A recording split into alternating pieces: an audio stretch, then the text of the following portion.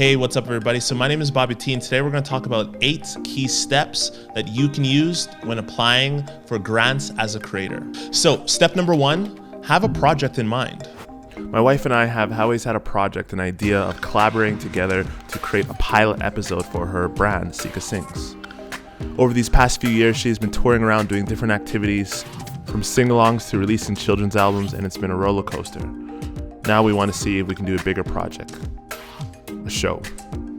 So now step number 2 is contact others who have had experiences with grants. Now, being able to consult, work with, or engage people who have already experienced writing grants will have a tremendous amount of value and impact to be hopefully that much more successful in your grant application. So lucky that I'm surrounded by experts, people who specialize from video creation to, yes, actually grant writing, which is awesome.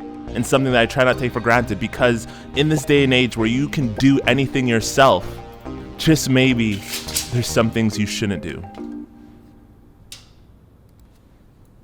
What the? This $200 pencil doesn't write. Let's get to work. 5 minutes later.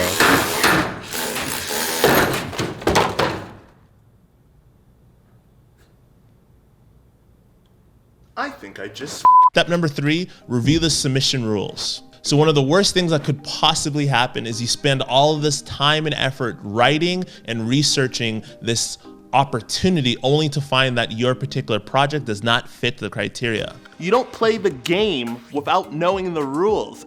There's a guideline that they're following and that they're going to judge you on. So, like any sport or major activity, read the rules so you know where you stand in applying for these resources. You may think that there's a lot of time when it comes to some of these grants. So whether if your grant has a timeline of 30, 60, or 90 days, it's super important to make use of every second and break out a timeline. Step number 5, sign up for info sessions. I can't stress enough the importance of attending these info sessions that are usually accompanied for all of these grant projects. Even if you don't even have a question, attending these info sessions give you sometimes insights and information from the other people who might ask questions to allow you to create a more polished and more sort of native grant to what they're looking for in the projects they're hoping to support.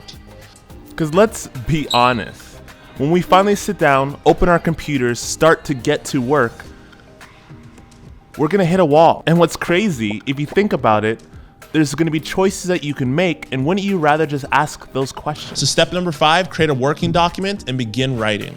Instead of going directly to the site and starting to fill out their web form or submission form, instead, what you should do is you should use a program, whether that's Microsoft Word or Google Docs, and create a working document.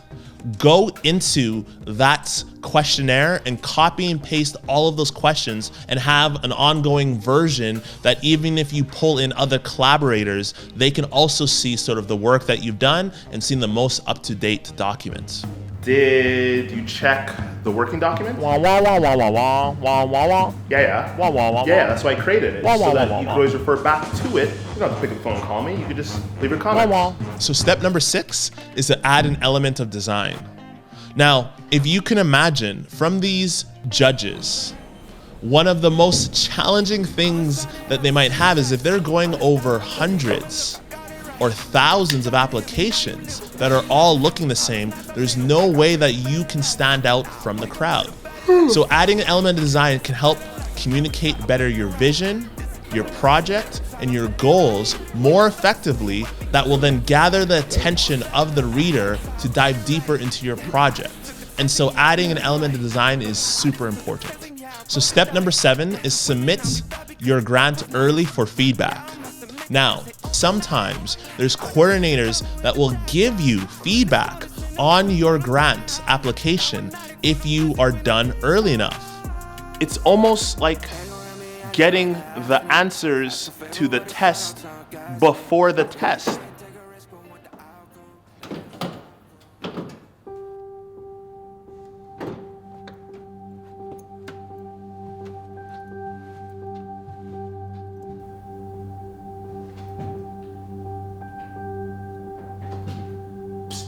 Yeah, I'm here, man.